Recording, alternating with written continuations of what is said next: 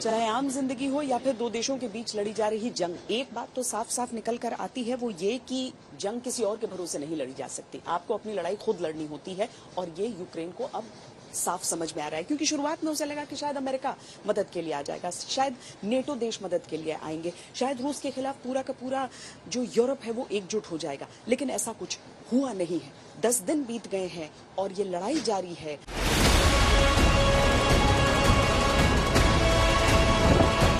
Kyiv की ये तस्वीरें दुनिया को याद दिला रही हैं कि क्यों जंग को आखिर तक रोकने की कोशिश करनी चाहिए।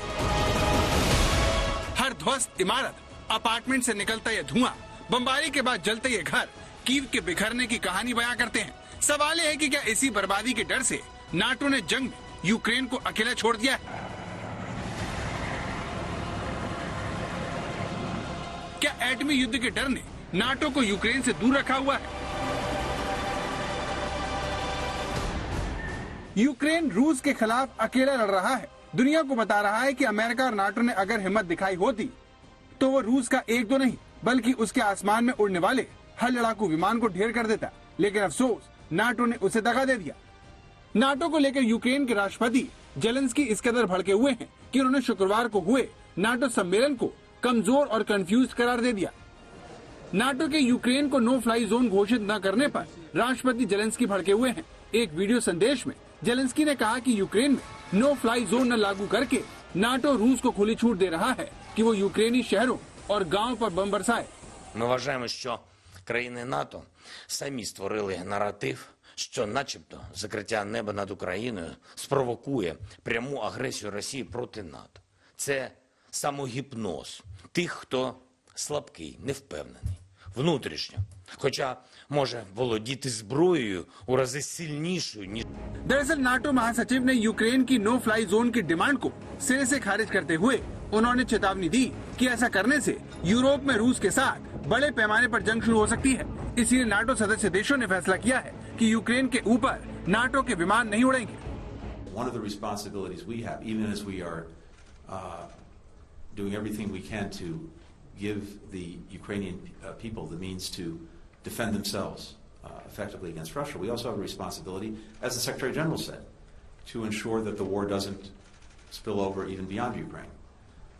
And again, because I think he put it so well, as he noted, the only way to actually implement something like a no-fly zone is to send NATO planes into Ukrainian airspace and to shoot down Russian planes, and that could lead to a full-fledged war in Europe. President Biden has been clear that we are not going to get into a war with Russia, but we are going to tremendous lengths with allies and partners to provide Ukrainians with the means to effectively defend themselves.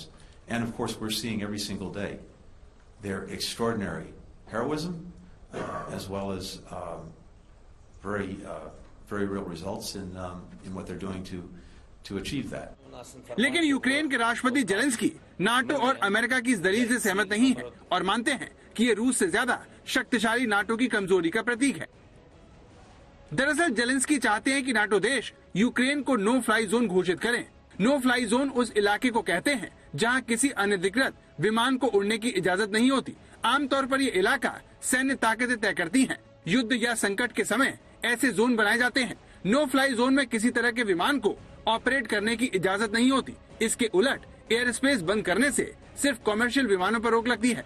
पश्चिमी देशों ने 1991 के खाड़ी युद्ध के बाद Iraq के कई हिस्सों में नो फ्लाई जोन बनाया था। 1993 से 95 के बीच बोस्निया में सिविल वॉर के दौरान भी नो फ्लाई जोन बनाए गए थे। 2011 में लीबिया में गृह युद्ध के दौरान भी नो फ्लाई जोन घोषित किए गए थे। इसी आधार पर जेलेंस्की यूक्रेन में भी ऐसा ही चाहते हैं, लेकिन नाटो को डर है कि यूक्रेन में नो फ्लाई जोन घोषित करने से रूस के साथ उसका सीधा सैन्य संघर्ष शुरू हो सकता है। अभी जो तनाव यूक्रेन तक सीमित है वो पूरे यूरोप तक फैल सकता है, क्योंकि नो फ्लाई जोन घोषित करने का सीधा मतलब ये भी होगा कि नाटो पायलट रूसी एयरक्राफ्ट को उड़ा सकेंगे।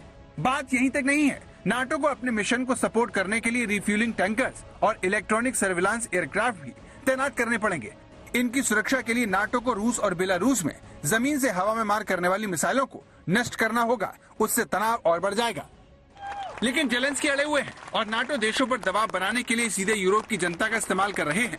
ऐसी एक कोशिश में उन्होंने रूस के हमले का विरोध करने वालों को वीडियो कॉन्फ्रेंसिंग के जरिए संबोधित किया और यूरोपीय देशों पर तंज कसा कि अगर यूक्रेन नहीं रहा तो यूरोप भी नहीं रहेगा।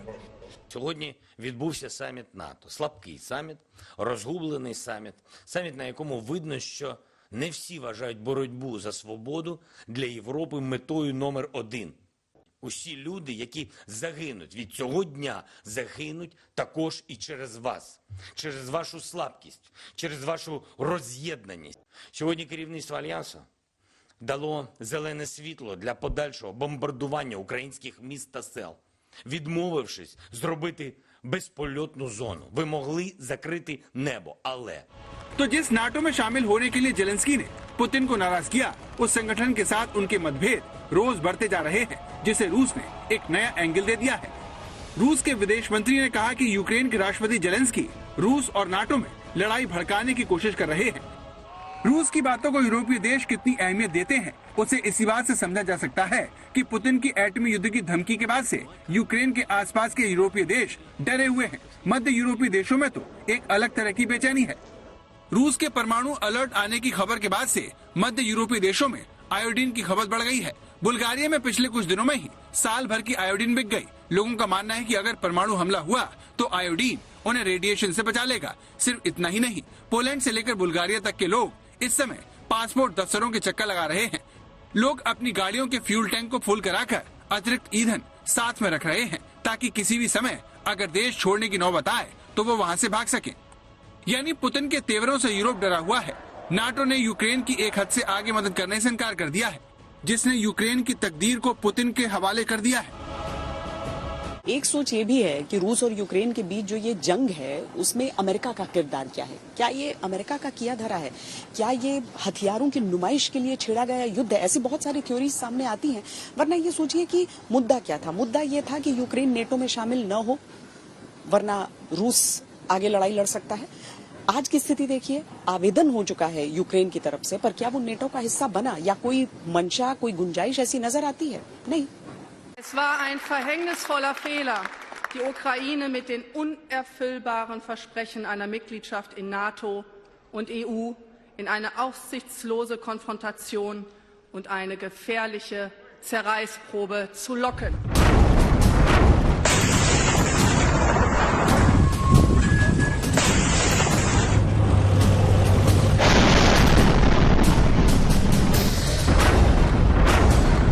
दुनिया भर में एक बड़ा तबका ऐसा है जो मानता है कि यूक्रेन की तबाही रुक सकती थी।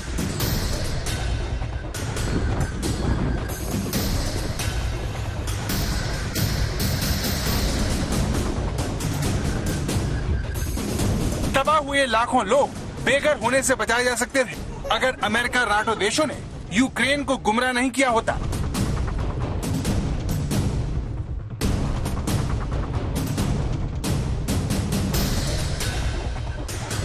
जर्मनी की इस महिला नेता की तरह दुनिया भर के बुद्धिजीवी यूक्रेन को नाटो से करीबी को लेकर आगाह कर रहे थे, लेकिन यूरोपीय यूनियन और नाटो के प्रेम में पड़े जेलेंस्की ने किसी की नहीं सुनी और उन्हें पुतिन का गुस्सा सहना पड़ा।